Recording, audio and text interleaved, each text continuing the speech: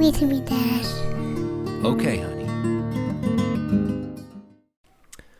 Horton Hatches the Egg. Sighed Maisie, a lazy bird, hatching an egg. I'm tired, and I'm bored, and I've kinks in my leg. From just sitting here, day after day. It's work! How I hate it! I'd much rather play. I'd take a vacation, fly off for a rest. If I could find someone to stay on my nest. If I could find someone, I'd fly away, free. Then Horton the Elephant passed by her tree.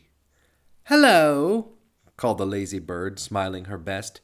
You've nothing to do, and I do need a rest.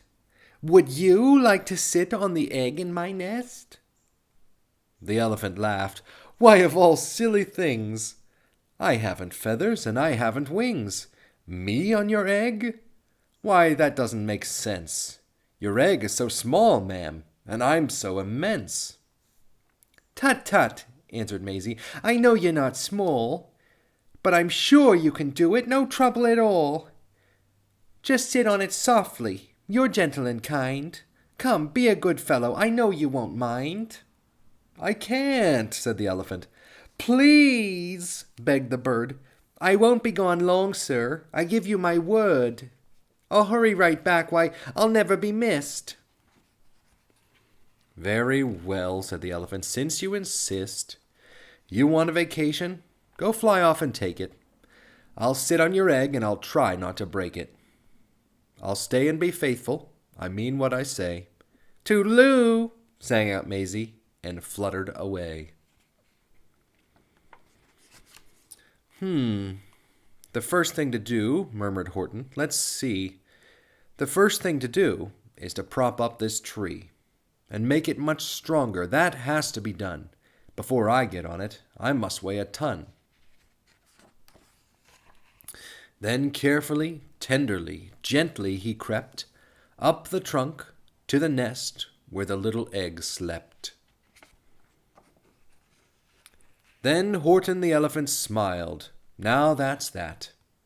And he sat, and he sat, and he sat, and he sat.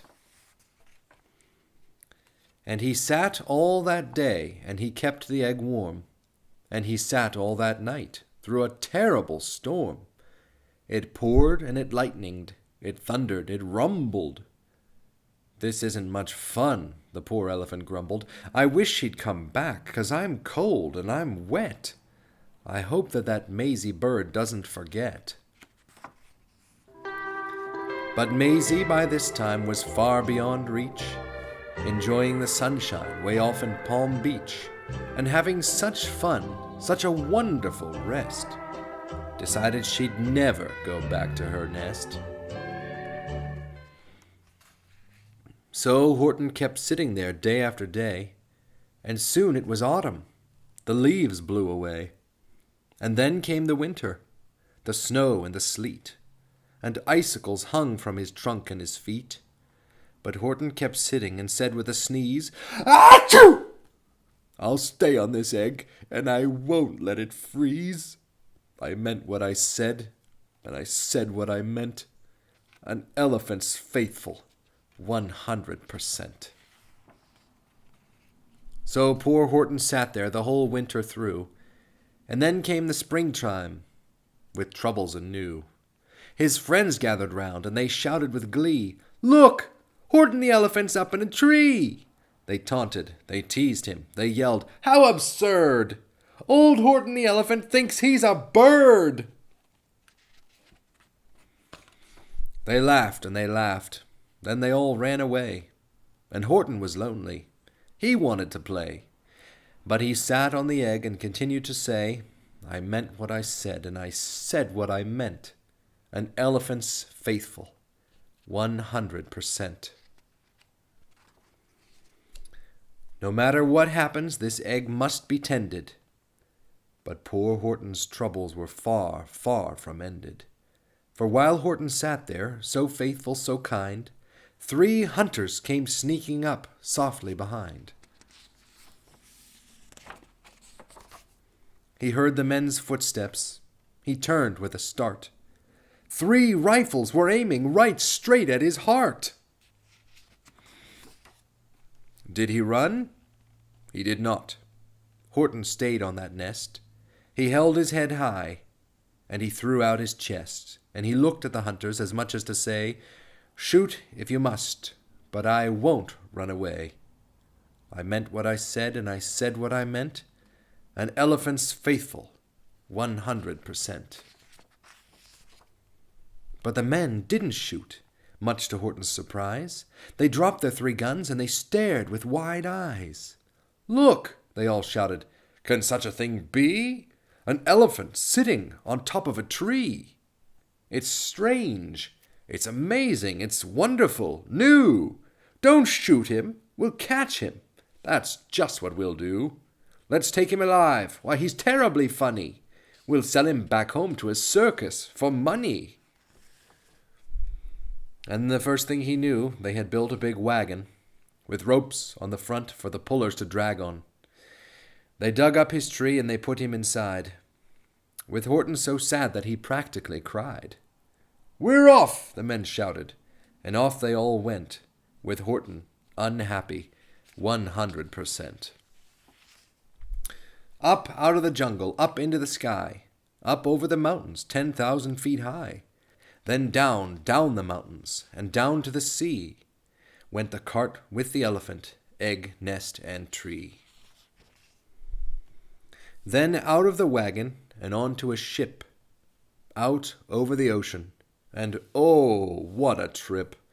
Rolling and tossing and splashed with the spray, and Horton said day after day after day, "I meant what I said, and I said what I meant.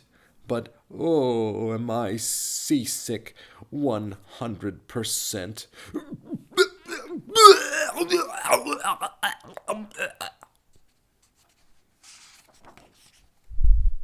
After bobbing around for 2 weeks like a cork, they landed at last in the town of New York.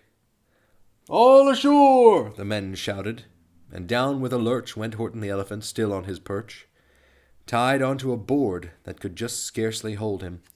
Bump! Horton landed, and then the men sold him. Sold to a circus. Then week after week they showed him to people at 10 cents a peek. They took him to Boston, to Kalamazoo, Chicago, Weehawken, and Washington too. To Dayton, Ohio, St. Paul, Minnesota, to Wichita, Kansas, to Drake, North Dakota, and everywhere thousands of folks flocked to see and laugh at the elephant up in a tree. Poor Horton grew sadder the farther he went, but he said as he sat in the hot, noisy tent, "I meant what I said, and I said what I meant. An elephant's faithful, 100%. Then one day, the circus show happened to reach a town way down south, not so far from Palm Beach. And dawdling along way up high in the sky, who, of all people, should chance to fly by, but that old good-for-nothing bird, Runaway Maisie, still on vacation and still just as lazy, and spying the flags and the tents just below, she sang out, "What fun! Why, I'll go to the show!" And she swooped from the clouds through an open tent door. "Good gracious!" gasped Maisie. "I've seen you before!" Poor Horton looked up with his face white as chalk. He started to speak, but before he could talk, there rang out the noisiest ear-splitting squeaks from the egg that he'd sat on for 51 weeks. A thumping, a bumping, a wild alive scratching. "My egg!" shouted Horton. "My egg! Why, it's hatching!" "But it's mine!" screamed the bird when she heard the egg crack. The work was all done. Now she wanted it back.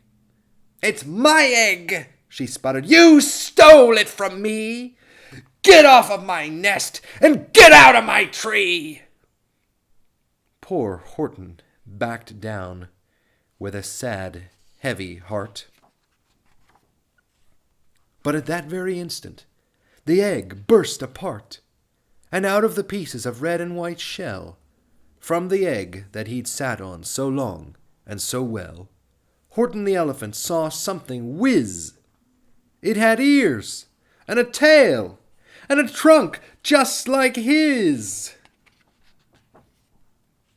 And the people came shouting, "What's all this about?"